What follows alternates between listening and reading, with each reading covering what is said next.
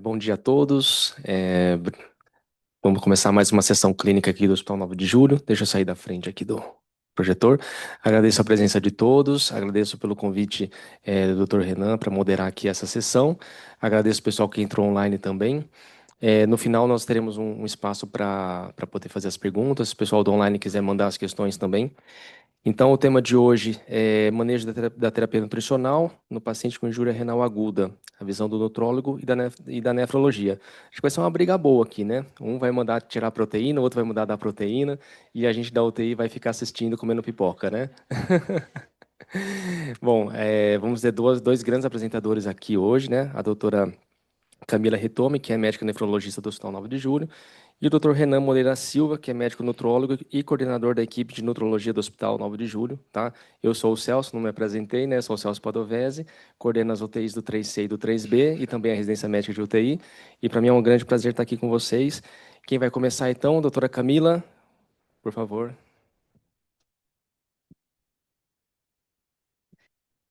Oi, pessoal. Então, bom dia. Queria agradecer o convite do Renan, né, para participar da reunião da nutrologia. A gente acabou optando por fazer uma reunião em conjunto, que eu acho que é uma, né, ideia super incrível, porque a gente vai menos brigar e acho que mais discutir e colocar, né, os pontos de vista de cada especialidade. Acho que foi muito interessante para nós conversarmos sobre esse tema. Gente, perdão, mas a apresentação está errada, não é essa.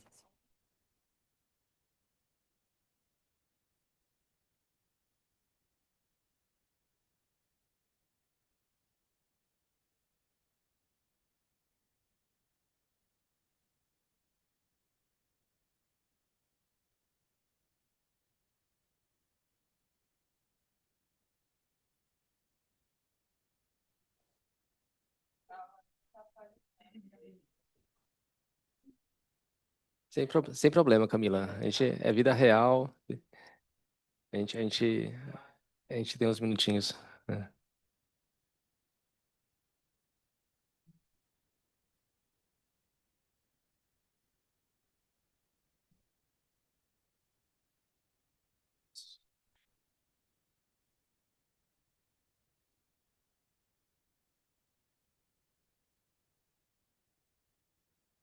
Pessoal, aguarda só um pouquinho, tá? Que a gente está preparando a apresentação aqui da Camila, do caso clínico.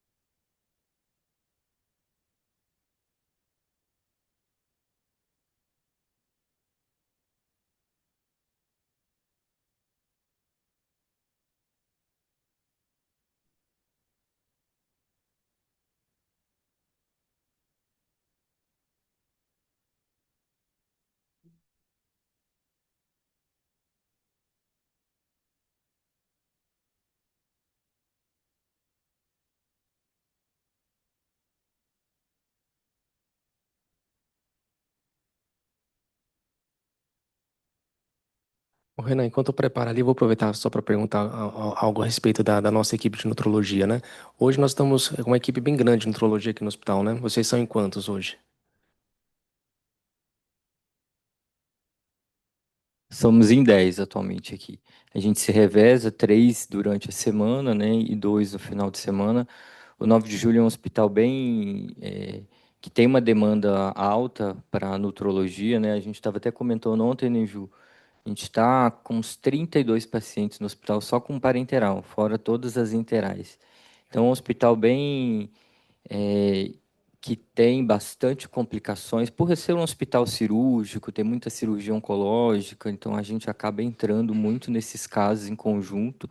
A gente fala que a gente roda o hospital inteiro, né? Que desde todas as UTIs, todas as unidades de internação.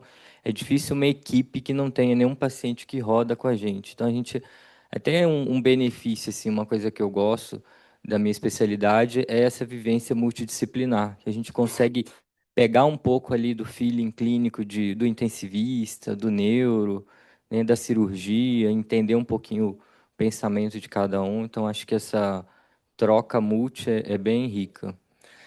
Os nossos residentes passam um mês, né, com vocês de fato, a gente percebe uma mudança de mentalidade mesmo, né? Acho que ficar um mês, uma imersão na odontologia, traz um ganho bem importante para o intensivista, né? E o Hospital 9 de Julho ele vem caminhando para uma veia acadêmica bem intensa nos últimos 5 anos, né? Cada ano que passa, a gente aumenta um programa de residência, alguns programas de aprimoramento. Esse ano saíram vários e vários programas de aprimoramento, inclusive na área cirúrgica, né? Você já pensou em algo para nutrologia aqui? Eu sempre falo que o Hospital 9 de Julho é muito rico de casos. Acho que para o ensino é um bom campo de prática. A gente está trazendo no próximo ano uma pós-graduação em nutrologia hospitalar, que eu já tenho com a AFIA. Então, a gente está na fase final de contrato. Então, isso, como eu já tinha essa pós pronta, montada, né, foi a primeira ação que a gente fez. Rodando bem isso, a nossa ideia é criar mesmo um programa de treinamento, de especialização ou de residência. E a gente vê como que fica essa parte da demanda, mas eu achei interessante trazer a pós e a gente fazer essa experiência. Mas com Paciente certeza, tem com bastante. 60 pacientes na nossa lista por dia, não vai faltar paciente para os alunos aprenderem, né? Vai sair bem informado. Vai.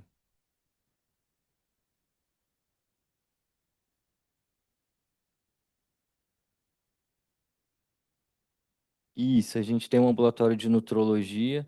Atualmente está a doutora Larissa, que fica no meu apoio no pós-alta aqui.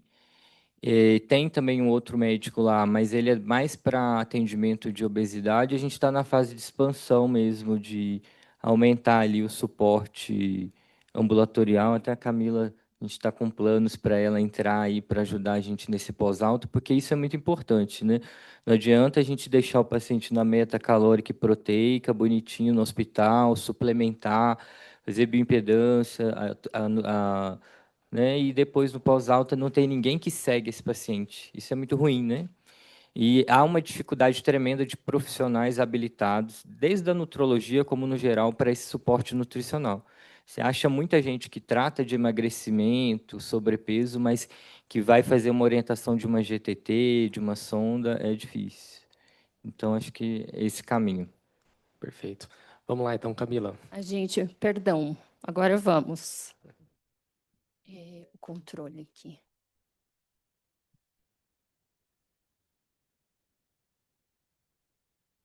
Então, eu vou começar com o caso clínico, tá? É um caso de UTI, paciente masculino, que foi transferido à UTI do 9 de julho, um paciente que já veio de outro serviço depois de um atendimento inicial.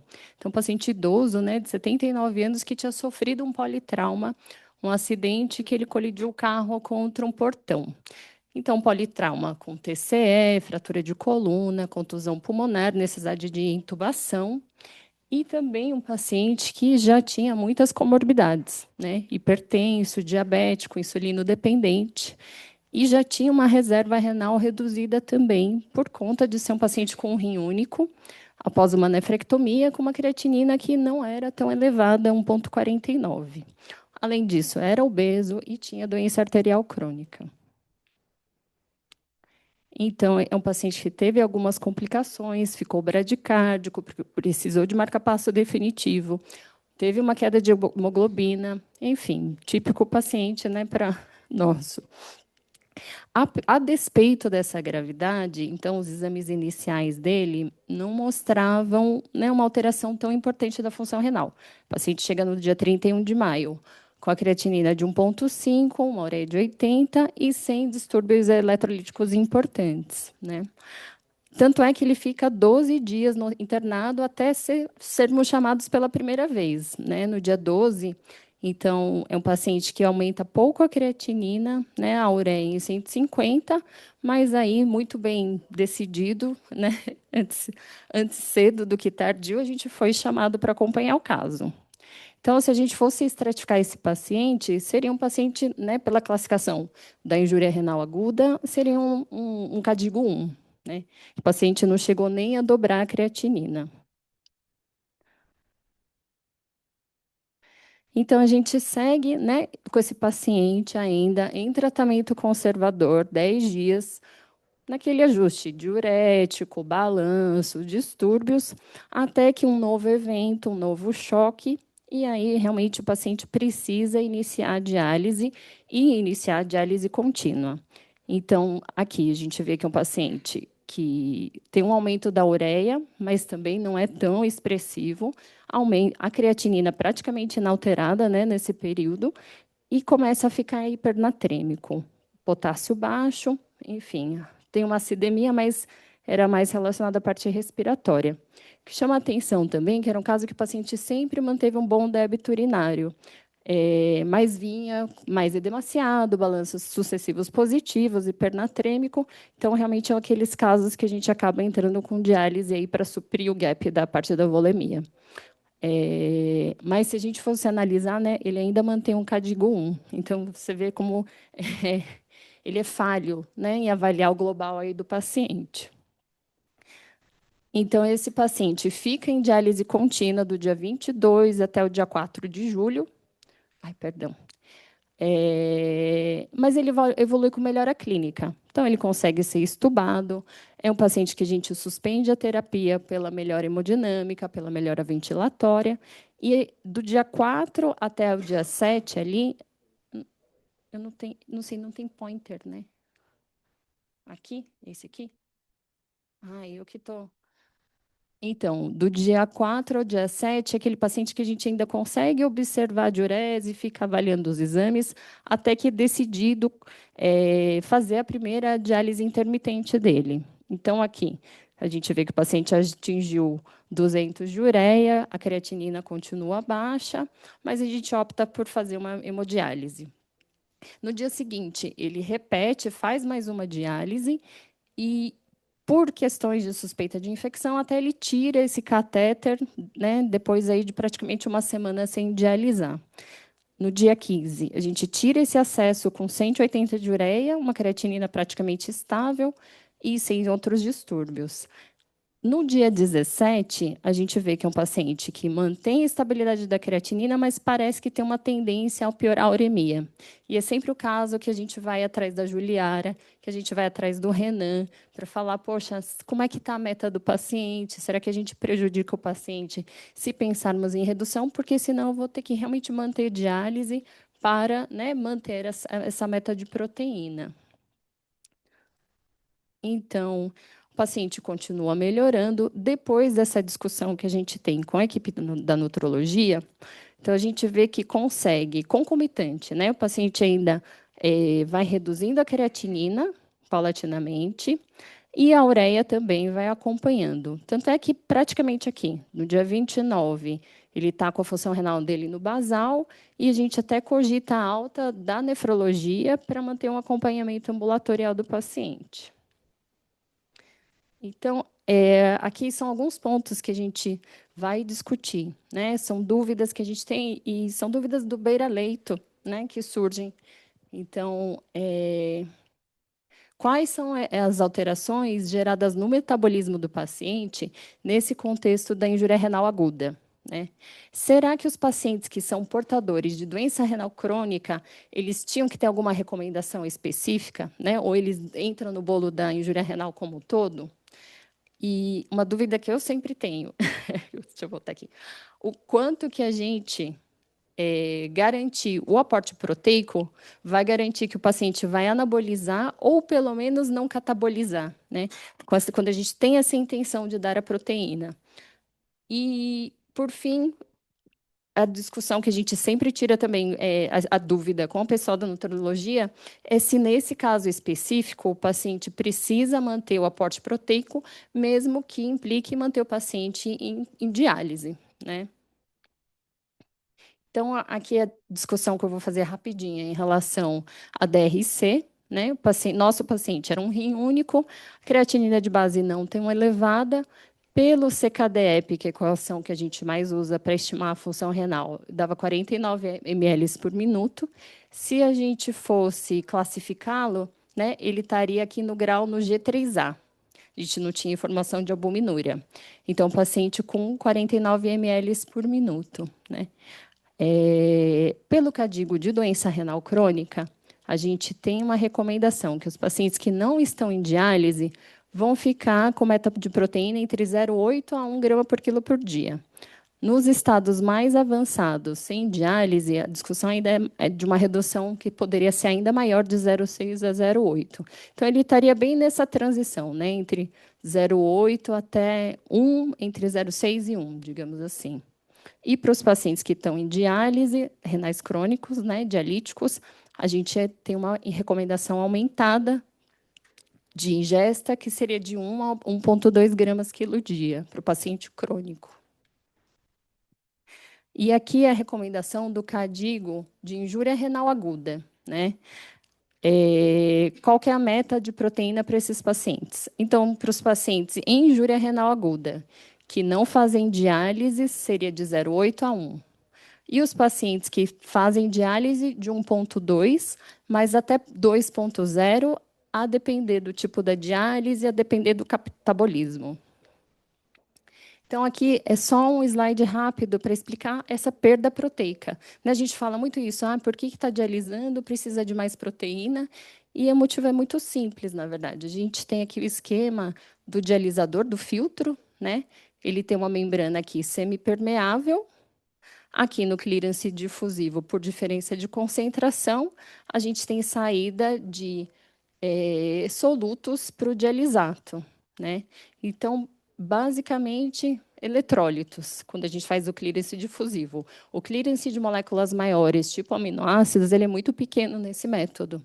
Só que quando a gente coloca um clearance convectivo numa membrana também semipermeável, mas que tem poros que são grandes, a gente consegue um clearance de moléculas médias que é mais relevante. E nisso a gente tem saída de aminoácidos para o dialisato. Então, tem uma estimativa de perda de até 0,2 gramas de aminoácidos por litro de ultrafiltrado, que, grosseiramente, por sessão, a gente poderia considerar que o paciente perde de 5 a 10 gramas de proteína por sessão de diálise.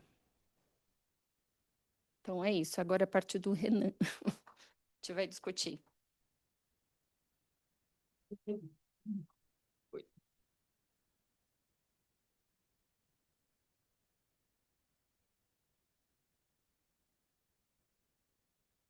Muito bem. Gostaria de agradecer a doutora Camila, representando a equipe de nefrologia, o doutor Celso, representando, né, a equipe de UTI, a residência também do 9 de julho.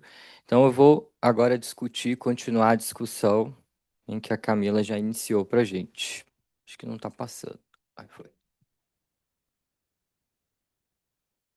Então, o objetivo da gente trazer essa discussão, né, é porque era uma discussão que acontecia muito beira-leito mesmo, ali na visita multi, tanto com a medicina intensiva, quanto a equipe de nefrologia, e aí sempre despertou o interesse nosso, da nossa equipe, de entender um pouco a visão da nefrologia, o que que ela entendia, né, qual que era a preocupação com a meta proteica, pensando nesse paciente crítico internado, né, porque sempre toda a história tem dois pontos, né, de vista.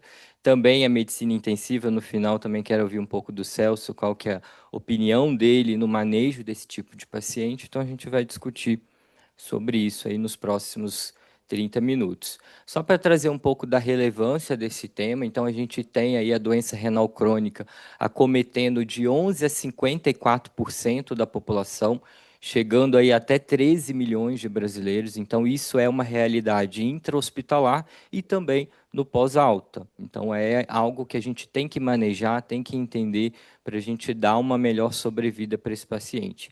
Injúria renal aguda pode atingir aí 20 a 25%, dependendo do perfil do hospital. Mortalidade pode chegar, né, nos estudos de 30 a 80%. Então, é um número bem alarmante, né? Entendendo que o paciente com doença renal crônica ou injúria renal crônica ou injúria renal aguda, desculpe, ele nunca vem só com a doença renal. Geralmente ele tem obesidade, síndrome metabólica, diabetes, resistência insulínica, né? Ele vem num pacote de doenças metabólicas que fazem com que essa doença renal progrida ainda mais. E aqui só para chamar a atenção, né, quando a gente estiver abordando ou cuidando de um paciente com doença renal aguda ou crônica, quais são os pontos de atenção da nossa história clínica? Se esse paciente já teve uma perda de peso maior que 10% em 6 meses, isso é um ponto de atenção. Se esse paciente, no momento da nossa avaliação, já tem um IMC abaixo de 18, se a gente tem uma ingestão nutricional abaixo do recomendado, aqui quando a gente fala abaixo, é em torno de 60% a 70% do recordatório alimentar. A gente já considera como um risco. E também essa análise da força e da funcionalidade, que hoje é muito falada, né? No paciente intra-hospitalar, a gente precisa avaliar a massa muscular e precisa avaliar a força, porque isso está associado a desfecho clínico, tá? Isso também a gente faz de rotina no paciente pós-alta. Então, a avaliação nutricional ela é a ponta de partida para toda essa discussão. Não adianta a gente fazer a meta calórica e proteica bonitinha se a gente não tem uma avaliação nutricional bem feita, se a gente não tem uma equipe de nutrição que faz essa triagem com o paciente ali na primeira semana de internação. Então, a nossa meta de triagem aqui no 9 de julho é 24 horas. Todos os pacientes que internam, eles passam por uma triagem nutricional em até 24 horas pela nutrição.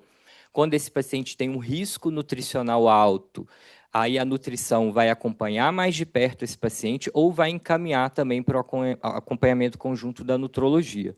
Então, é a ferramenta mais sensível que a gente tem. Se o paciente não é triado, muitas das vezes a gente vai chegar no caso só com o paciente lá em caquexia refratária, né, que é aquele paciente mais grave, onde muitas das vezes a terapia nutricional acaba não sendo tão efetiva mais, tá?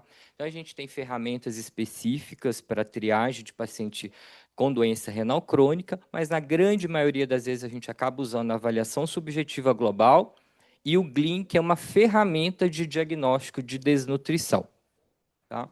E aqui, algo importante que eu quero trazer para vocês, principalmente para quem não é da área da terapia nutricional. A avaliação da composição corporal dos nossos pacientes hoje é super importante, né? Que a gente entenda além do peso. Não é olhar o peso do paciente ou o shape externo ali e falar, não, esse paciente tem reserva, né? Esse paciente não precisa de tanta preocupação em uma terapia nutricional precoce. Muitas das vezes você ainda ouve, né? Hoje bem raro, mas pode ser que ainda ouve, o paciente tem obesidade, então tudo bem ele ficar uma semana de jejum na UTI.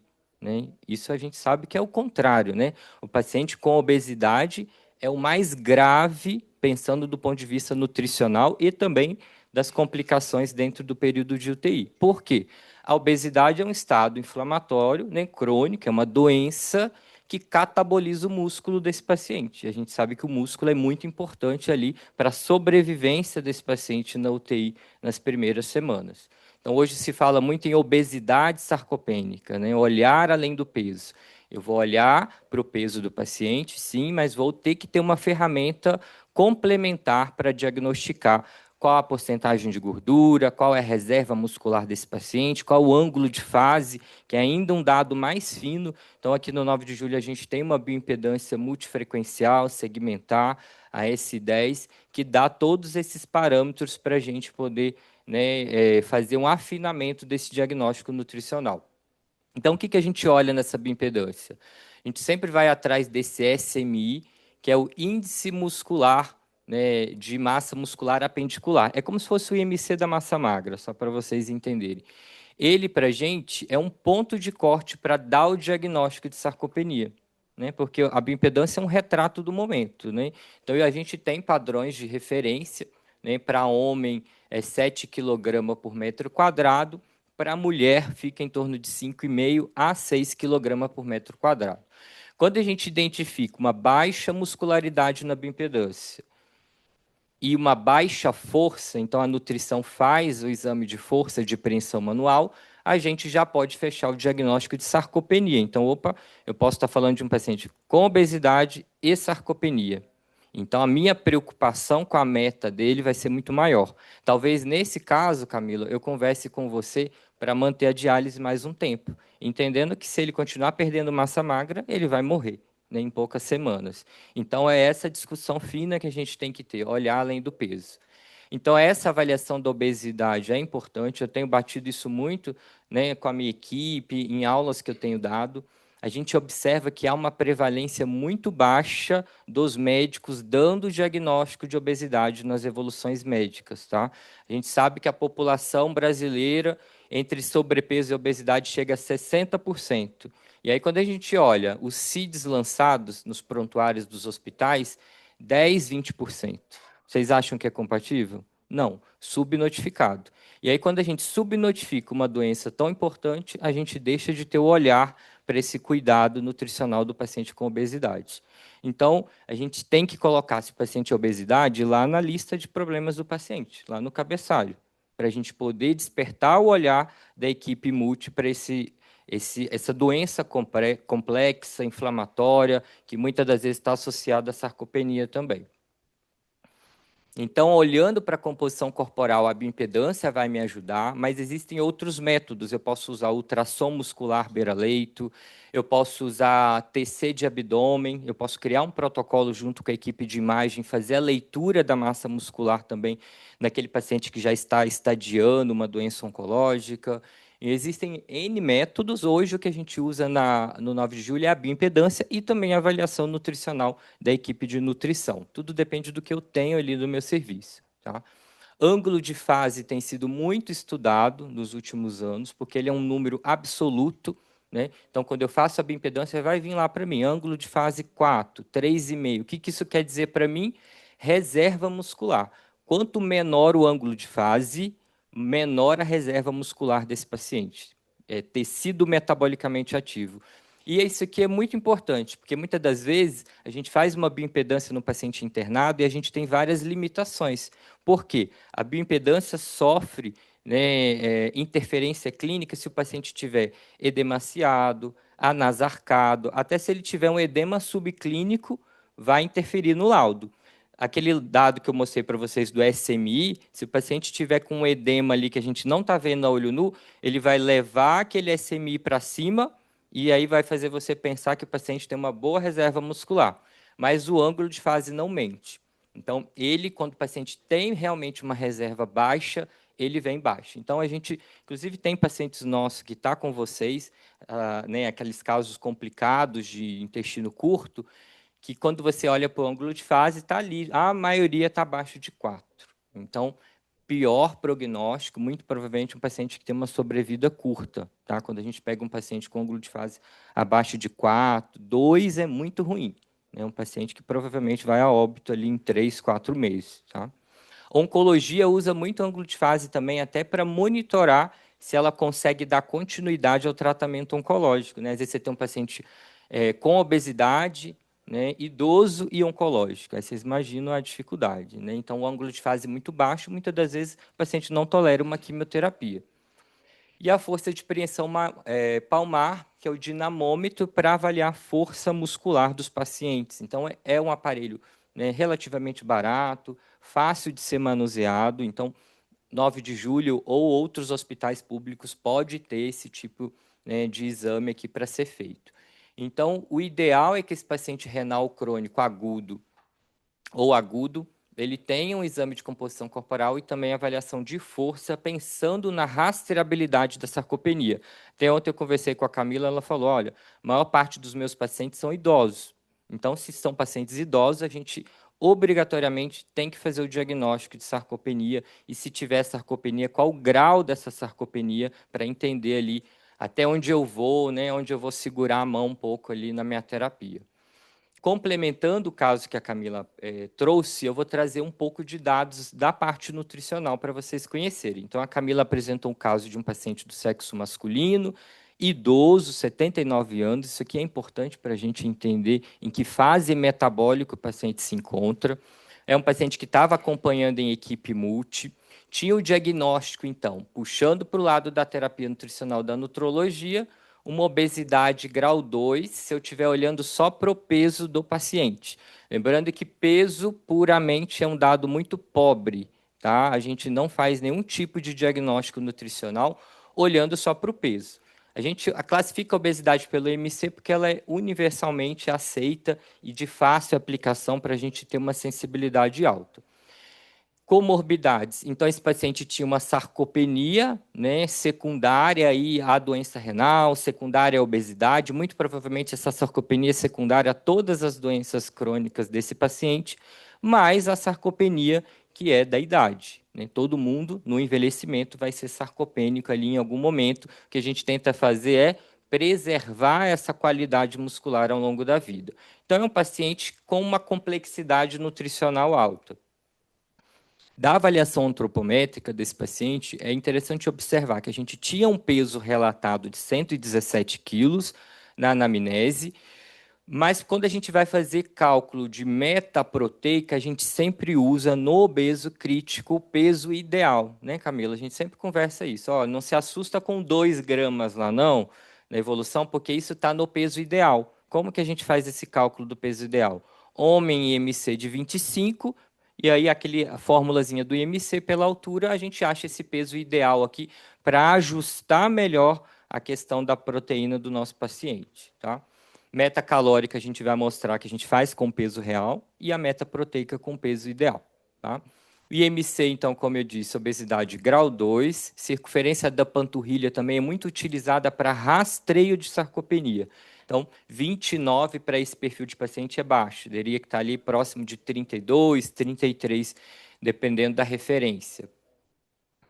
E aí, o que a gente observa na evolução clínica desse paciente? A gente observa uma perda ponderal desde o início desse acompanhamento, né, até a chegada da nossa avaliação. O que acontece? Né? Essa perda ponderal poderia ter sido olhada num primeiro momento como algo benéfico. Né? Que bom, a gente está falando de um paciente com obesidade grau 2, né, que está caindo aqui, muito provavelmente agora é uma obesidade grau 1. Mas qual que é a questão? Qual é a qualidade dessa perda de peso? Perdeu gordura ou perdeu massa muscular? E onde que a gente vai ver isso? No exame de composição corporal. E aí, quando a gente faz o exame de composição corporal, a gente percebe que 70% era de massa muscular. Né? O normal é quando a gente perde peso, é 1 para 4. Então, se eu perco 4 quilos, 3 vai ser de gordura, 1 de músculo. Não, esse paciente aqui perdeu 2/3 de músculo e 1/3 de gordura. Então, não foi nada efetiva essa perda de peso dele. Entendendo a complexidade do caso, é um paciente idoso, é um paciente com obesidade, com doenças crônicas. Então, é um paciente difícil metabolicamente de manejar. Então, o questionamento para a gente é, houve uma piora dessa sarcopenia? Muito provavelmente, né? Um idoso que perde aí 5, 6 quilos de músculo, muitas das vezes ele fica acamado, né? Não consegue mais andar. Do perfil de vitaminas, que é algo que a gente sempre rastreia, né, nesse paciente com doença renal, no paciente com obesidade, a gente já entende mais ou menos quais são as principais microdeficiências. Então, a gente tinha uma B12 ali de 615, a gente sabe que só a B12 muitas das vezes não confirma o diagnóstico de microdeficiência, mas tudo bem. Tinha a vitamina D de 17, então muito baixa. Então, o alvo era a gente tentar manter essa vitamina D hoje, segundo os guidelines mais recentes, acima de 40, porque é um paciente idoso, crônico, né, com múltiplas comorbidades. O ácido fólico bem baixo, de 1,1. Perfil do ferro do paciente totalmente desequilibrado, né? Se você fosse olhar só para o índice de saturação da transferrina, você fala, nossa, tem ferro sobrando nesse paciente, né? Só que o que acontece? A inflamação crônica desse paciente mobiliza toda, né, essa análise laboratorial e faz com que a gente se perca, né? Então a gente tem que ter ali um afinamento desse entendimento. A transferrina é uma proteína de fase aguda negativa. Então, o que acontece? Nesse paciente inflamado, essa transferrina vai cair, vai sobrecarregar, né? E aí vai né, trazer para a gente um índice de saturação de transferrina que não é compatível com a realidade. O paciente, na verdade, pode ter muito menos ferro ali disponível para ser utilizado. Ferritina é uma proteína de fase aguda positiva. Então, no paciente inflamado, vai vir alta. Isso não quer dizer que ele tem ferro funcional para ser utilizado pelo organismo. E aí, depois, Camila, eu queria até ouvir a sua opinião a respeito de como que vocês manejam. Eu vejo que vocês fazem bastante reposição também de ferro nesse doente renal. né? Qual o ponto de corte de ferritina que vocês utilizam, porque eu sei que tem algumas variações na literatura, tá? Mas muito cuidado nessa interpretação aqui, porque nem sempre esse ferro está disponível para esse paciente utilizar. Sempre que possível também nesse paciente em diálise, dosar zinco, selênio, cobre, vitamina C, vitamina E. Não são exames fáceis, demora muito laudo para sair, em torno de 10, 14 dias, dependendo do serviço.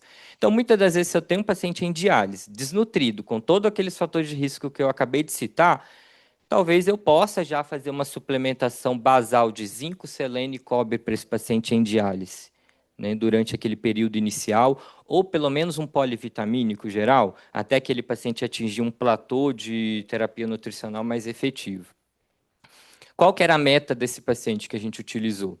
Meta, quando a gente fala, é sempre meta calórica e proteica, né? É a primeira parte da avaliação nutrológica. Para a gente calcular a meta, a gente precisa do peso do paciente, preferencialmente o peso seco. Muitas das vezes a gente vai lá na evolução da nefro e dá uma roubada no peso seco de vocês. Isso ajuda muito. Por quê? Muitas das vezes esses pacientes são pacientes ambulatoriais de vocês. Então vocês conhecem melhor do que a gente.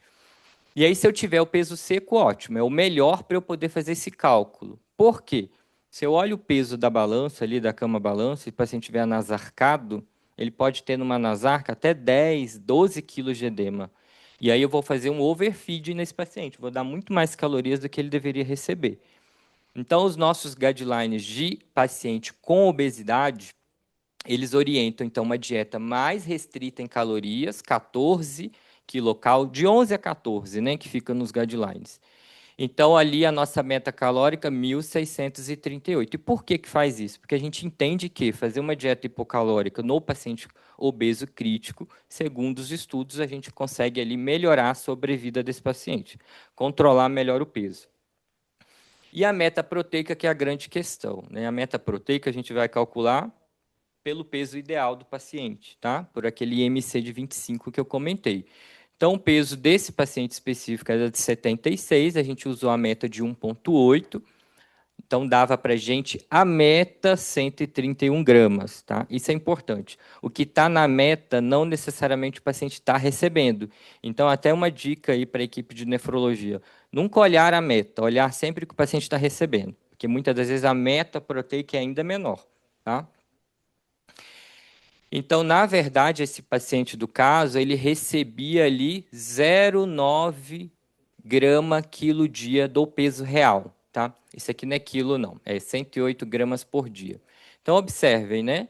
Se você olha para a evolução, você se assusta, mas se você olha para o peso real do paciente, 0,9 grama por quilo, né? De acordo com a dieta que ele estava utilizando. Então, esse paciente estava com uma dieta integral 2 quilocal, é uma dieta que a gente tem a maior densidade calórica e proteica aí no mercado. Então, nesse volume, ele atingia aquela meta que eu acabei de mostrar. É um paciente que também usava insulina, tinha uma suplementação vitamínica já prescrita, B1, que é a tiamina, ácido fólico, B12 e vitamina D, que foram as microdeficiências que a gente diagnosticou no caso inicialmente, tá? E tinha uma hidratação que estava sendo guiada pela equipe de nefrologia. O paciente recebia 200 ml de 4 em 4 horas. Então, essa foi um apanhado da parte nutricional do caso para contextualizar isso que eu vou trazer para vocês. Qual que é a recomendação de energia na insuficiência renal aguda? De 20 a 30 calorias por quilo dia, se eu estiver considerando um paciente eutrófico, tá? Só que o nosso caso é um paciente com obesidade, então a gente não vai colocar essa quantidade de calorias. Qual que é o nosso raciocínio? Sempre a progressão da terapia nutricional, ela vai começar ali com 20 a 25% no primeiro dia, a gente vai progredindo, atingindo a meta até o quarto dia. Por quê? N motivos. Prevenção de síndrome de realimentação, avaliação de tolerância do trato gastrointestinal, né? A gente dá um tempo também para passar por aquela fase crítica inicial dos primeiros dias da UTI. Então, vocês vão ver que tanto calorias como proteína, a gente vai fazendo isso de forma parcimoniosa ao longo da semana. Tá? Tem paciente que, às vezes, né, Ju, demora uma semana para atingir meta. Às vezes faz distúrbio hidroeletrolítico. Se for dialítico, então, aí você não sabe se é o distúrbio hidroeletrolítico é da diálise ou se é síndrome de realimentação, né, sobreposta. Então, a gente acaba tratando tudo igual. E aí, o que eu chamo a atenção? Né? Para o paciente com obesidade, a meta calórica é de 11 a 14 kcal por peso real, se o paciente tiver um IMC entre 30 e 50, ou 22 a 25, se o IMC tiver acima de 50. E aí, o que é interessante, eu vou começar a trazer para vocês. Quando a gente olha os guidelines de orientação de terapia nutricional no paciente com obesidade, eles falam de obeso, fala de meta proteica, mas não tem nenhum que fala de obeso em diálise com doença renal crônica, tá? Então, a gente não tem essa situação descrita. Você tem naquele paciente, né, estável, mas a gente não tem essa recomendação, que já respondendo uma das suas perguntas, né? A gente não tem uma recomendação de obesidade com doença renal crônica. E aí eu me faço o questionamento, por que a gente não tem essa recomendação? Volto a dizer, aquela falta do olhar para o paciente obeso dentro do ambiente hospitalar. Se ninguém está vendo que a obesidade é frequente dentro do hospital, por que eu vou fazer um guideline específico para doença renal crônica e obesidade? E quais são as recomendações proteicas na doença renal aguda? Então, se eu estiver falando de um paciente hipercatabólico sem diálise, a nossa recomendação é de 1,3 a 1,5, até próximo, Camila, que você mostrou do Cadigo, se você observar, né, lá embaixo ele coloca, dependendo do catabolismo, pode ir até 1,5, então, muito próximo. É que o Cadigo acho que deixa uma margem maior de meta. Pacientes com diálise contínua de 1,7 a 2,5, por conta daqueles detalhes que a Camila mostrou das perdas proteicas, entendendo que esse paciente que já está em diálise já está com uma doença renal crônica avançada, com outras doenças associadas. Paciente com diálise intermitente, 1,5 grama quilo dia. E se esse paciente tiver uma IRA, mas não tiver hipercatabólico e não estiver em diálise, eu posso usar 0,8 a 1, que está bem próximo com o guideline que a Camila trouxe para a gente. Tá? O que é importante nessa nossa orientação da BRASPEN, que é de terapia nutricional? Proteínas não devem ser restringidas em pacientes hipercatabólicos com o objetivo de evitar ou retardar o início da diálise, entendendo que a mortalidade desse paciente que perde massa muscular muito rápida na UTI é sobreposta a qualquer risco de início precoce dessa diálise. Tá? Então, para o paciente com obesidade, qual que é a única orientação que a gente tem de meta proteica? 2 gramas quilo dia do peso ideal, tá? Ou se esse paciente tiver um IMC acima de 40, 2,5 gramas quilo dia do peso ideal. Então, a gente não tem essa recomendação de obesidade com doença renal crônica também. Micronutrientes, então, nesse paciente com injúria renal aguda. Suplementação de micronutrientes é indicada para esse paciente no início, principalmente pensando ali na deficiência de zinco, cobre, selênio, vitamina C. Então, é interessante que a gente faça essa prescrição de polivitamínico, está na nossa recomendação. Glutamina não é indicada, né? É muito famosa, mas tem pouca evidência. A única evidência de glutamina é mesmo para paciente grande queimado ou politrauma. E qual é o tipo de formulação nutricional na IRA? Padrão, dieta interal ou suplemento oral, polimérico, hipercalórico e hiperproteico. Não precisa ser normoproteico. Hoje em dia a gente nem gosta e nem utiliza mais fórmulas específicas para paciente renal, entendendo que muitas das vezes a gente tem que aumentar esse aporte proteico. E aí, trazendo um pouco da contextualização da doença renal crônica, porque o nosso paciente tem as duas situações sobrepostas. Se esse paciente tem doença renal crônica estadio 3 a 5, 0,6 a 8, compatível com o que a Camila trouxe. Se eu tenho um paciente idoso, eu vou dar preferência por chegar mais próximo do 0,8, entendendo que ele também provavelmente tem uma sarcopenia associada. Tá? Se eu tiver uma doença renal crônica estadio 4 a 5, que é aquele paciente que a nefro está querendo evitar o início da diálise, essa meta aqui de 0,3 a 0,4, ela precisa ser suplementada com cetoanálogos, tá? Que até em uma discussão que eu tive com a Camila, ela falou que não é uma prática também de rotina, né, Camila, na nefrologia para todos os pacientes. Então, casos específicos, porque é muito caro esse tipo de suplementação, tem que tomar várias cápsulas ao dia, pensando que muitas das vezes é um paciente idoso que tem intolerância gástrica, acaba não dando muito certo também. Se esse paciente tem uma doença renal crônica, estadio 5 em diálise, a meta é 1,2. Mas aqui eu estou falando do paciente ambulatorial, né? Não estou falando do caso que é uma doença renal crônica com sobreposta de uma IRA, que aí a meta que a gente vai considerar realmente é a da IRA ou do obeso crítico, se for um paciente obeso. Tá? Paciente pós-transplante renal, a gente tem essa meta de 1,3 a 1,5, pós-tardio 0,8. Tá? Recomendação energética na doença renal crônica, 25 a 35 calorias por quilo de peso dos nossos pacientes. Então, aqui só um contraponto para vocês fazerem a comparação da doença renal aguda e da doença renal crônica. A gente observa que as metas na IRA são maiores, entendendo que esse paciente está passando por um processo catabólico, uma doença aguda, que vai consumir a composição corporal, vai ter perdas na diálise. Então, por isso aqui, na diálise, a gente tem uma meta mais ajustada. E na doença renal crônica, naquele paciente ambulatorial, ou naquele que está quase recebendo a alta, muitas das vezes a gente pode sim ajustar ali para 0,6, 0,8. E aí eu fui atrás também dos guidelines da Braspen, né, para ver se achava alguma coisa de obesidade e doença renal. Não tem. Doença renal crônica, não. Então, a gente acabou entendendo que a meta que a gente tem que usar para o obeso crítico é a meta que a gente acabou de descrever, de 11 a 14 quilos por quilo do peso real, e 2 gramas ou 2,5 gramas quilo do peso ideal, dependendo do IMC. Tá? E qual que é o nosso, né, raciocínio quando a gente vai iniciar um suporte nutricional na doença renal, seja aguda ou crônica, que serve para todas? Sempre que possível, dieta oral. Né? Se a dieta oral não está atingindo meta, a gente pode usar o suplemento oral. Hoje a gente tem suplementos hipercalóricos, hiperproteicos, com boa tolerância. Se não está dando certo o suplemento e nem a dieta oral, eu posso pensar numa via alternativa com a terapia nutricional enteral.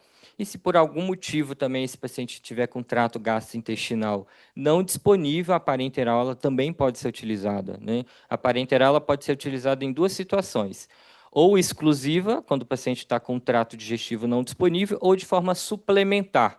Aquele paciente que está na UTI há 7 dias, que só está com 20 ml hora de dieta enteral. Não pode, né? Se a gente não está conseguindo progredir a dieta enteral num paciente que tem um alto risco nutricional, um obeso, crítico, dialítico, a gente já tem que usar, conversar com a nutrologia para colocar uma parenteral suplementar ali para atingir meta. Isso é muito importante no desfecho clínico do paciente. Então, olhando para o nosso caso de obesidade, doença renal crônica, o que a gente tem de orientação? A gente pode sim fazer uma redução de peso supervisionada, olhando a composição corporal do paciente, vigiando o SMI, vigiando o risco de progressão de sarcopenia, manter o aporte proteico adequado, aqui se eu estiver falando de um renal crônico estável, tá? Aquela meta do peso ideal, estou pensando no paciente internado, tá? Evitar dieta muito restritiva, isso é uma orientação muito importante, né? Qualquer doença crônica, principalmente se eu estiver falando de idoso, evitar fazer restrições calóricas e proteicas muito intensivas, porque senão a gente perde esse paciente. Ele faz uma sarcopenia rápida, fragilidade, cai, quebra o fêmur, e aí a gente já sabe o resultado final. Então, também o cuidado de não restringir caloria e proteína nesse paciente renal crônico, entendendo que grande parte é idoso, é síndrome da fragilidade e risco de fratura. Tá? E combinar sempre com atividade física. Não existe atividade física proibida para nenhuma doença. Existe atividade física que é adaptada à situação crônica do paciente. Então, ontem, conversando com a Camila, eu falei, ó, Camila, você manda os seus pacientes fazer musculação? Ela, sim. Falei, então é importante. Entendendo que a musculatura hoje é a nossa poupança mais valiosa ali depois dos 60 anos. Né? Camila também pediu para trazer um pouco da análise desses 2 estudos, que foram estudos que saíram recentes aí, quanto à controvérsia, né, da pouca proteína, muita proteína. Então, esses foram 2 estudos que avaliaram isso em pacientes críticos. Eu vou falar um pouco do resultado e depois a observação crítica disso. Então, esse primeiro quis avaliar aí um alvo proteico no paciente internado em UTI. Então, foram 8 UTIs avaliadas na Austrália e Nova Zelândia. Os pacientes tinham mais de 16 anos, em UTI, recebendo nutrição enteral. E aí, qual que foi a intervenção? Uma parte desses pacientes usavam uma fórmula que era com a caloria mais reduzida, mas com mais proteína, e uma outra fórmula que usava uma quantidade proteica menor na fórmula. Aqui já tem uma crítica por estudo. Não é a fórmula da integral que determina qual a quantidade proteica que a gente vai atingir, sim a meta que eu calculei. Então, você fazer um estudo que você compara duas fórmulas diferentes de dieta integral me leva fortemente a entender que existe um viés aqui importante de defesa de algum tipo de marca, tá? Então, não é a fórmula que interfere. Eu sempre falo isso com os intensivistas. É a meta que é calculada. Se eu vou usar uma Fresubin original 1.0 ou uma Nutrizon 1.5, não importa. Se o volume está calculado certo, eu vou dar a quantidade que o paciente precisa no primeiro dia.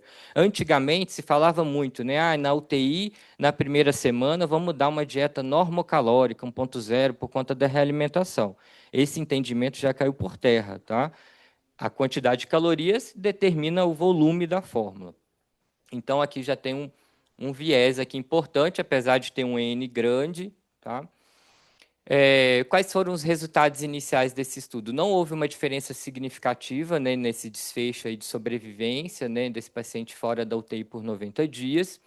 Então, existia uma randomização que não foi legal, então eles colocaram todo mundo no mesmo pacote. Então, a intervenção vai ser na UTI do 2C. Né? E aí colocaram a mesma dieta para todo mundo. Só que o Celso sabe melhor que eu que numa UTI, por mais que ela seja ali UTI cardiológica, você vai ter pacientes de idades diferentes, de patologias de base diferentes, que vai receber essa terapia nutricional e absorver isso de forma diferente. Então, eu não poderia fazer um estudo colocando todos no mesmo pacote da UTI. Então, eu deveria ter sido mais específico. Então, eu quero estudar o paciente com obesidade renal crônica, com essa idade aqui de corte. Então, um estudo que ficou mal desenhado nesse sentido também por conta dessa heterogeneidade aí populacional. E o outro estudo também recente, que foi o EFORT, que também quis fazer uma crítica quanto à proteína. Mas olha que interessante, né? Foi um estudo que avaliou pacientes em ventilação mecânica, em UTI, com alto risco nutricional, e aí ele colocou o paciente em dois perfis, né? Um queria receber mais que 2,2 grama quilo dia de proteína e um outro que ia receber menos que 1,2. Aí já a primeira crítica do estudo, né? Não existe nenhuma recomendação que fale de proteína de 2,2. Então, por que tem um estudo nessa linha? Não tem nenhuma recomendação para paciente crítico, inicialmente, de começar com 2,2. Então, só aqui no perfil de pacientes a gente já pode desconsiderar esse estudo. O que mais que a gente entende? Então, essa dose extrema de proteína não é praticável, a gente não faz isso habitualmente. A gente usa essa meta maior se o paciente está evoluindo mal. Né? O paciente está lá na enfermaria, já está 1 mês com uma meta de 1,5, o paciente não reabilita, a físio fala que o paciente não tem força, não consegue deambular. Aí eu falo, a meta pode ser ajustada, porque o guideline ele dá uma luz, né? Mas a prática clínica beira-leito, o nutrólogo ali, ele tem autonomia para fazer os ajustes fora do guideline. Houve também um início precoce de intervenção, então eles colocaram ali 2,2 gramas de proteína na primeira semana desse paciente na UTI. Não existe nenhuma recomendação que fale para a gente dar todo o aporte proteico ali nos primeiros dias. Então, é a segunda crítica que a gente tem para esse estudo. Então, as limitações comuns aos dois estudos é o time da proteína, apesar dele falar que muita proteína não é benéfica, ele também não fala qual é o time correto, então o estudo acabou não servindo de muita utilidade. Os dois estudos não usam nenhum marcador de síntese proteica para avaliar, não tem balanço nitrogenado, olha só o desfecho clínico, e aí desfecho clínico não pode ser olhado só para a metaproteica, né? A gente tem várias interferências que pode fazer com que esse paciente sobreviva ou não à UTI. Composição corporal, muito pobre também, as ferramentas que foram utilizadas, não tinha bioimpedância, eram só medidas antropométricas, aí cai no que eu disse, só antropometria não vê composição corporal de forma bem descrita, e esse público diverso nos dois estudos, né? Pacientes 50, 40, 80 anos, e cada um tem uma composição corporal diferente. Então, apesar dos dois estudos ter evidenciado com um nível de evidência muito baixo que muita proteína, né, nas primeiras semanas não traria nenhum benefício, mas algo interessante que ele trouxe. No subgrupo com lesão renal aguda, no EFORT, altas doses de proteína são associadas a piores desfechos. Mas aí, ok, né? A gente não tem nenhuma recomendação que orienta a dar muita proteína ali nos 3, 4 dias iniciais. Então, isso não é uma prática que nos preocupa. Concluindo, então, esses estudos não provam que proteína alta é ruim, mas sugerem que proteína alta demais, cedo demais, em pacientes não selecionados, não traz benefício. Então, é aquilo da individualização de cada caso. Então, a importância desse manejo do paciente renal é trabalhar com a equipe multiprofissional. Então, a nutricionista tem seu papel, a enfermagem, o psicólogo, o fisioterapeuta, o nefro, o médico intensivista. Cada um vai ter seu papel no cuidado nutricional. Individualizar é importante, né? Não existe a meta recomendada que se encaixe para todo mundo, mesmo que esteja lá no guideline, né, Ju? A gente conversa muito sobre isso. Guideline é só um norte para a gente. Reavaliar frequentemente, então, a triagem nutricional, geralmente a cada 7 dias, ela é refeita pela equipe de nutrição, entendendo, então, que a terapia nutricional ela é parte ativa desse tratamento da doença renal crônica. E é isso. Agora a gente fica aberto aí para a gente discutir. Obrigado.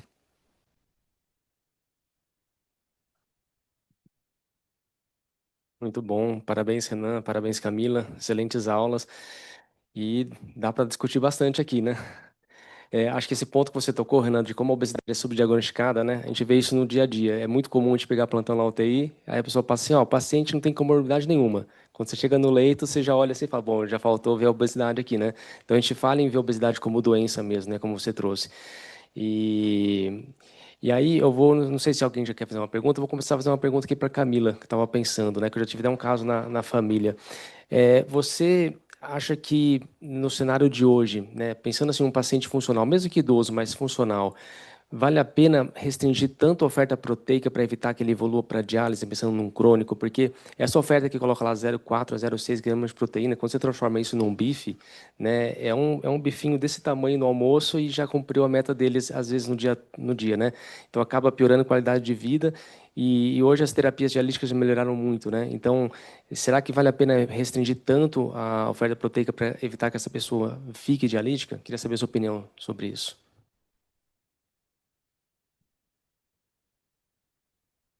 Mesmo na nefrologia, esse não é um ponto pacífico.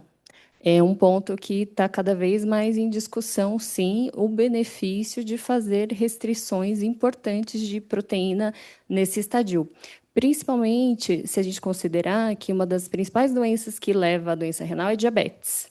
Aí, como que você vai fazer um controle de um paciente diabético que tem que comer pouca proteína? Pergunto para o Renan.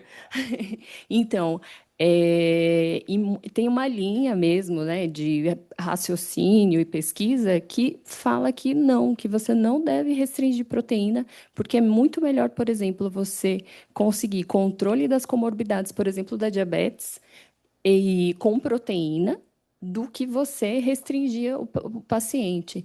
Então, e o quanto também a gente tem esse olhar como a restrição da proteína ser o resolvedor de todos os problemas, né? O paciente ele precisa estar bem do ponto de vista hormonal, ele tem que fazer atividade física resistiva, o paciente tem que estar bem das comorbidades, não pode estar no estado inflamatório para ele conseguir anabolizar. Então, esse conjunto, tudo ali é muito complexo, né, para você conseguir isolar somente a proteína.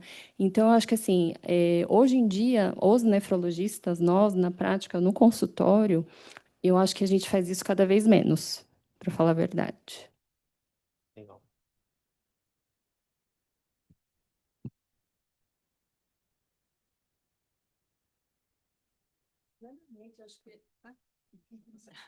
Essas restrições, né, Camila, muito rigorosas, mesmo quando você complementa com cetoanálogos, né, a não ser que o paciente tenha algum impedimento, né, com relação à diálise, que nem aquela paciente da doutora Marisa, né, que eu lembrei agora. Mas o que a gente vê é que, às vezes, o grau de desnutrição desse paciente piora, e aí não é que você impede a entrada dele em diálise, você pode eventualmente adiar, mas quando ele entra em diálise desnutrido, a sobrevida, a sobrevida dele é menor, né? Ele tem mais complicações, ele interna com mais frequência do que aquele paciente que entra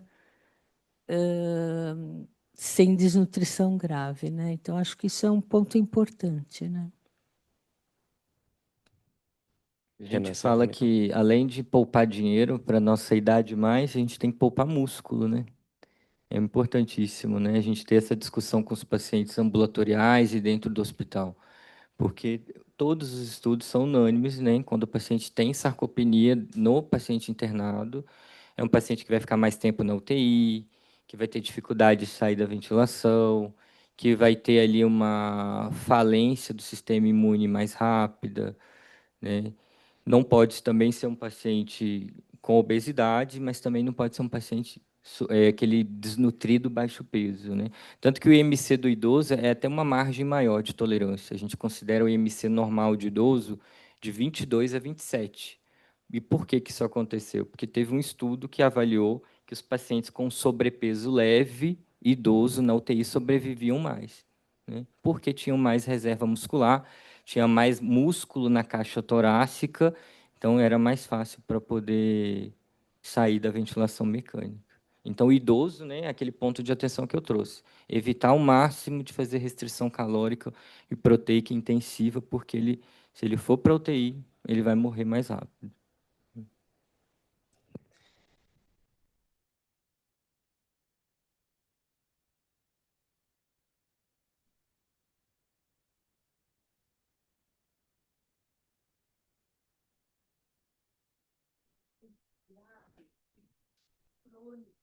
Que fica na UTI, né?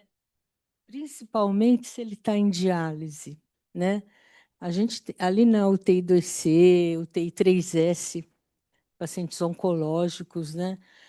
Então tem aqueles pacientes no 2C queimados que assim desnutrem na nossa cara, né? O consumo de massa muscular é muito grande. Ou aqueles pacientes crônicos. A gente tem uma paciente no leito, não vou dizer o nome, mas paciente no leito 7 da UTI 2C, que está mais de um ano internada em diálise, né? Com O ângulo de fase nutrição. dela é Né? 2. O ângulo de fase dessa paciente é 2. O Oi? ângulo de fase. Isso que eu ia perguntar. Então, às vezes, né? Ah, o peso dessa paciente. Tudo bem, eu tenho parâmetros para avaliar a volemia dessa paciente, que não só o peso, né? Se ela está inchada, eu vou olhar, exame clínico, ela está demasiada, eu tenho parâmetros né, de avaliar a cava dessa paciente, se ela está hipervolêmica, o raio-x. Mas, assim, eu acho que esse contato com a nutrologia é fundamental para eu saber, inclusive, porque eu não posso me basear só naquele peso que está anotado. Às vezes o balanço não está correto, não só dela, mas estou falando de qualquer outro paciente. Então, eu vou tirar mais líquido, eu vou tirar menos líquido. Aí, se eu tiro a mais do que o paciente precisa, ele fica instável. Se eu deixo. Então, assim, é difícil, não sei a Camila, mas assim, para mim é difícil entender, né, de que forma eu posso otimizar o máximo possível o tratamento da diálise dessa paciente, junto com os parâmetros da nutrologia, né? Acho que é importante nunca ter um parâmetro só, né? Sim, Ter o peso, ter a bioimpedância, ter isso, os outros isso é parâmetros, né? errado, né? Só se basear no peso. Que o peso só é bem ruim. Uma coisa que eu tenho dúvida, e eu não achei nas recomendações também, naquela situação que vocês sempre conversam com a gente, o paciente que é renal crônico, com uma ira sobreposta, e aí começou a dialisar na internação. E aí vocês querem, por algum motivo, parar essa diálise. E eu não achei nenhuma recomendação falando que nessa situação, qual a meta que eu deveria usar. Porque ele vai se enquadrar onde? No renal crônico conservador ou ainda no renal crônico com ira sobreposta? Né? Porque aí seriam duas metas diferentes. No renal crônico, se a gente considerar que ele está saindo da diálise, vai ser 0,6 a 0,8. Se a gente considerar ele dialítico, essa meta já vai subir ali para, dependendo, 1,3, né? E vocês têm algum norte a respeito disso? Eu considero esse paciente que está saindo da diálise já como um renal crônico ou com renal crônico ainda em diálise? Eu acho que a gente realmente não tem, né, essa evidência, ela não existe. Ele teve, porque uma ira por si só, uma ira por contraste. Vamos supor que não teve nenhuma outra, não teve infecção, não teve nada. Esse paciente ele vai ter um processo catabólico, né? E isso, a ira por si só, ela isoladamente já. Então, eu acho que é muito importante avaliar a questão nutricional para ver como é que esse paciente vai sair, né, Camila? Mas acho que o desafio é justamente esse, porque a gente está pensando no paciente está numa fase de recuperação, né? Será que ainda vou considerar ele ainda como uma ira, ou ele já voltou para o estádio dele que ele estava antes de estar internado, por exemplo? E a gente não vai ter essa resposta de forma objetiva, a gente vai avaliando clinicamente. No geral, a gente tenta chegar nessa discussão num momento que a impressão é de que o paciente está estável clinicamente, né? E ver se o rim é o único fator, né? Enfim, ou se é o preponderante ali para uma meta mais elevada, pensando na perda de aminoácido na diálise. Então, a gente faz esse questionamento, e muitas vezes não, a gente não pode tirar o paciente dessa meta, né? Por outros motivos. Porque ele tem uma demanda, porque é um queimado, porque é um paciente com cirurgia gastrointestinal, são situações que a gente já aprendeu que manter a meta proteica é muito importante, né? Mas não, está no cinza que a gente vai ter que sempre parar e conversar. Eu acho que aí bate uma discussão. Eu tive agora uma ideia, né? Se, por exemplo, a Camila chega para mim e fala, ó, reduz a meta proteica porque eu quero tirar esse paciente da diálise. O que eu posso fazer? Munir ela de ferramentas que eu tenho na avaliação. Ó, eu tenho uma bioimpedância aqui com ângulo de fase de 2, sarcopenia, o paciente não está reabilitando, não consegue sair do leito. E aí, será que é o momento de reduzir essa proteína? Sim, Né? sim. Porque talvez a reabilitação dele vai pesar mais do que a necessidade de ficar em diálise mais 1, 2 ou 3 semanas, né? E como esse selo, né, da injúria renal aguda ou da doença renal crônica, ela coloca um peso na gravidade sempre do paciente, impressionante, né? A gente já sabe que é uma mortalidade de 80% muitas vezes quando o paciente tem IRA, mas quando a gente vai ler, né, tudo é desfavorável para o renal, quando você tem uma lesão renal aguda, todo o metabolismo proteico do paciente vai por água abaixo, né? Pior do que para os outros pacientes. Então, justamente o paciente que precisa mais é o que perde mais e é o que a gente tem mais dificuldade de reverter esse processo, né? Então, acho que é isso. Ainda as coisas têm que evoluir, né? Para a gente entender. E essa questão do timing que o Renan falou muito. Porque quando a gente olha também isoladamente, se eu garantir uma oferta proteica, isso vai virar músculo? Também a gente não tem essa garantia, né? Senão esse paciente teria melhorado, senão N outros também, a gente veria outro desfecho. Então, que outras ferramentas a gente conseguiria? Primeiro, medir, né, em que momento metabólico o paciente está. Ele vai conseguir usar essa proteína e fazer o músculo que ele precisa. Como que a gente vai agir nas outras pontas? Inflamação, reabilitação, né? Isso é importante. A gente tem essa discussão muito nos queimados lá na UTI-2C, que às vezes sempre tem o viés, né? A terapia nutricional tem que ser mais otimizada. E aí já está com tudo mais um pouco. Quem já rodou lá no 2C sabe que de A a Z o paciente é suplementado, só que o paciente está com PCR de 30, está infectado, está febril. Vai aproveitar alguma parte da terapia nutricional? Não, eu posso colocar 5 litros de dieta hiperproteica que ele não vai fazer anabolismo. Então, eu sempre converso com o intensivista. Para a terapia nutricional ser efetiva, o controle inflamatório tem que estar mais regulado. Então, senão não adianta. Exatamente. Aí eu vou entrar naquela curva de risco, né? Eu estou dando muita dieta para um paciente que não está metabolizando, aí ele pode distender, fazer ilho, fazer uma isquemia, fazer um distúrbio metabólico, porque ele está dando ali para você o quê? O recado que não estou no momento de nutrir, eu estou infectado e eu estou inflamado, né? O paciente grita ali no beira-leito quando não é hora de nutrir, né? Você começa a dieta 10 ml, hora distende, começa a ficar nauseado, é hora de parar. Tão importante quanto começar é não indicar também, né? quando não indicar terapia nutricional ali nos primeiros dias, no paciente mais grave, porque não tem realmente benefício. Pelo contrário, né, você aumenta o risco do paciente se você começa uma terapia nutricional no paciente instável.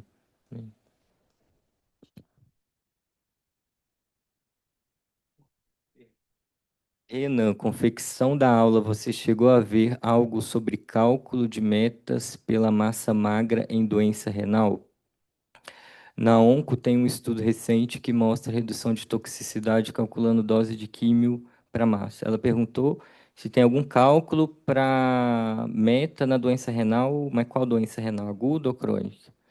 Se for o paciente do caso, Carla, a gente não tem nenhuma guideline que fale de meta no paciente obeso com doença renal crônica, né? Foi até um questionamento nosso. Então, a gente entendeu que a meta é do paciente obeso crítico mesmo, que é aquela 2 gramas quilo do peso ideal dele. Que não é, ela complementou. Temos que lembrar aqui também que não é só ganho de massa muscular em peso, também função muscular, isso. Por isso que a gente faz a dinamometria, que é o exame de força. Exato. Muito bom. Uma pergunta: como que está a rotina de Bia? E se a gente pode pedir mesmo, ou se a gente conversa com vocês?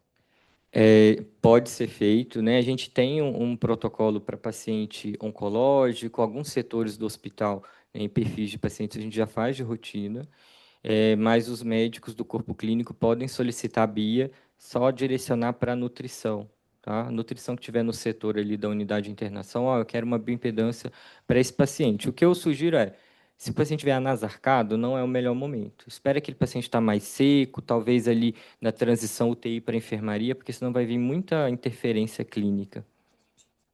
Hidratação mesmo, né? Ah, você fala durante a diálise? Também dá para ser feito. Tem uma função nessa BIA para fazer em paciente em diálise. Aí a nutricionista pode apoiar para fazer o exame. A gente está discutindo muito sobre quantidade de proteína, né, na doença renal crônica, agudizada, crônica. Em relação à qualidade dessas proteínas, existe algum estudo, algum grau de evidência atual que fale sobre o uso da histidina nesses pacientes? É, Tem, eu estou te pergunta de perguntando porque nutrólogo tem que ser mais difícil para mim, como né? você fez uma revisão? Sem combinar, viu? Me pegou aqui.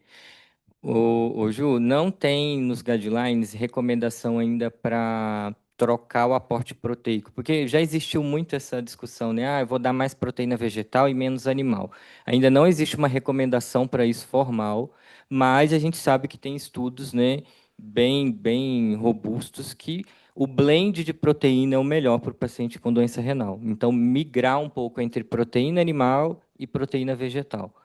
Tanto isso com a parte alimentar oral, então eu posso orientar isso no ambulatório, o paciente fazer um dia sem carne, um dia com proteína vegetal, e ir migrando isso. Eu acredito fortemente nisso, porque eu sou da linha da dieta plant-based, e acho que ela é efetiva para doenças crônicas, mas dentro do hospital a gente não tem indicação de fórmula específica. Apesar que as indústrias hoje já trabalham com blend de proteínas. Você vê as fórmulas, a maioria tem 80% de whey e 20% de uma proteína vegetal.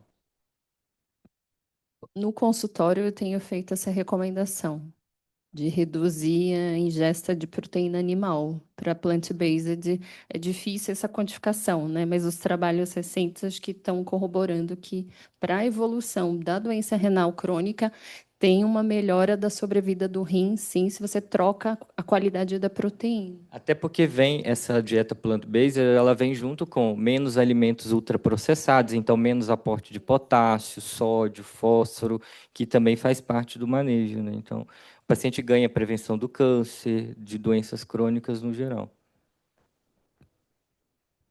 Muito bom. Alguém tem mais alguma pergunta? Acho que no chat também não, né? Muito bom. Então, agradeço aí mais uma vez, doutor Renan, doutora Camila e todo mundo que esteve presente, pessoal do online. Muito obrigado. Tem um pequeno presente do Instituto de Ensino e Pesquisa para vocês aqui. Obrigado, gente. Boa tarde a todos aí.